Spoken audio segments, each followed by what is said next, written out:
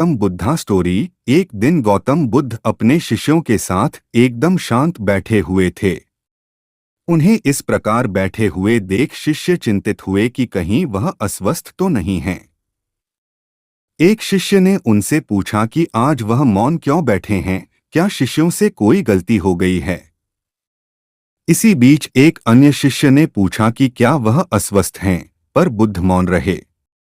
तभी कुछ दूर खड़ा व्यक्ति जोर से चिल्लाया, आज मुझे सभा में बैठने की अनुमति क्यों नहीं दी गई है। बुद्ध आंखें बंद करके ध्यान मग्न हो गए। वह व्यक्ति फिर से चिल्लाया, मुझे प्रवेश की अनुमति क्यों नहीं मिली।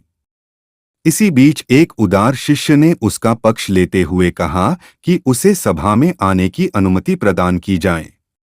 बुद्ध ने आंखें खोलीं और बोले, नहीं, वह अछूत है, उसे आज्ञा नहीं दी जा सकती।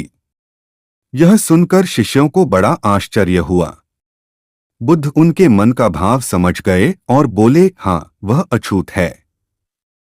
इस पर कई शिष्य बोले, हमारे आश्रम में जात पात का कोई भेद ही नहीं, फिर वह अछूत कैसे हो गया। तब बुद्ध ने समझाया, आज वह क्रोधित होकर आया है।